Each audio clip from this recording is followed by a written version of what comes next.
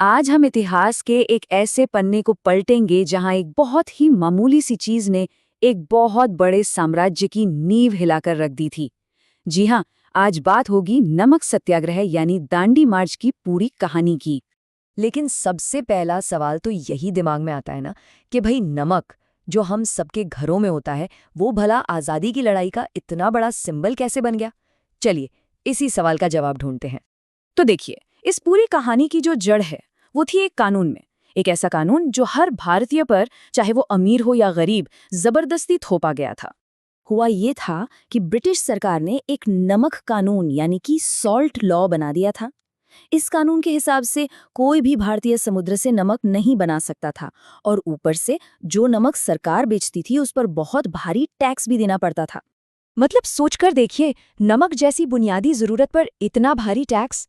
और तो और जो लोग सदियों से समुद्र के किनारे रहते आए थे, अपना नमक खुद बनाते थे, उन्हें ही उनके अपने ही देश में अपराधी बना दिया गया। अगर कोई नमक बनाता हुआ पकड़ा जाए तो सीधा जेल। ये सिर्फ एक कानून नहीं था, ये हर भारतीय के आत्मसम्मान पर एक चोट थी।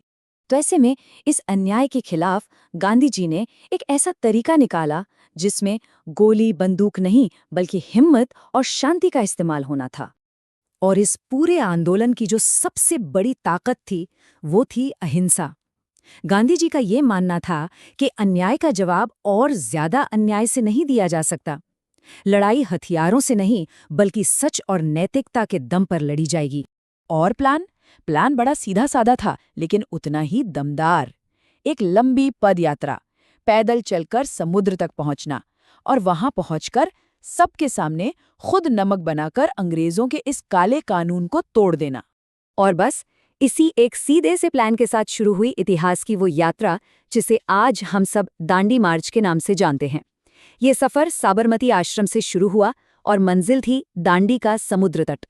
जब ये यात्रा शुरू हुई तो गांधी जी के साथ सिर्फ 78, जी हाँ, सिर्फ 78 लोग थे। इन 78 लोगों ने एक ऐसे साम्राज्य को चुनौती देने का फैसला किया था जिसका सूरज कभी नहीं डूबता था। और ये कोई छोटी मोटी यात्रा नहीं थी, ये सफर था लगभग 390 किलोमीटर का, और वो भी पैदल। ये उनके इरादों की मजबूती का सबसे बड़ा सबूत था। 12 मार्च 1930 को जो कारवां 78 लोगों से शुरू हुआ था, वो रास्ते में एक सैलाब बन गया। जिस भी गांव से ये यात्रा गुजरती, हजारों लोग इसमें शामिल हो जाते, और पूरे 24 दिन चलने के बाद 6 अप्रैल को ये जन सैलाब दांडी के तट पर पहुंचा। और फिर आया वो पल, वो ऐतिहासिक क्षण जिसका पूरी दुनिया को इंतजार था, जब एक मुट्ठी नमक ने इतिहास की धारा को मोड़ दिया। तारीख थी 6 अप्रैल 1930। ये वो दिन था जो भारतीय इतिहास में हमेशा हमेशा के लिए दर्ज हो गया। जगह थी दांडी का समुद्र तट, जो अब सिर्फ एक बीच नहीं बल्कि एक क्रांति का मैदान बन चुका था।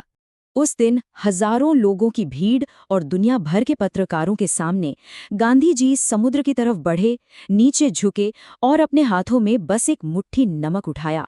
और बस उस एक मुट्ठी नमक के साथ उन्होंने ब्रिटिश राज के घमंड और उसके अन्यायपूर्ण कानून को तोड़ दिया। ये एक ऐलान था कि अब भारतवासी चुप नहीं बैठेंगे। इस एक घटना का असर इतना गहरा हुआ कि इससे भारत की आज़ादी की लड़ाई का एक बहुत बड़ा टर्निंग पॉइंट माना जाता है।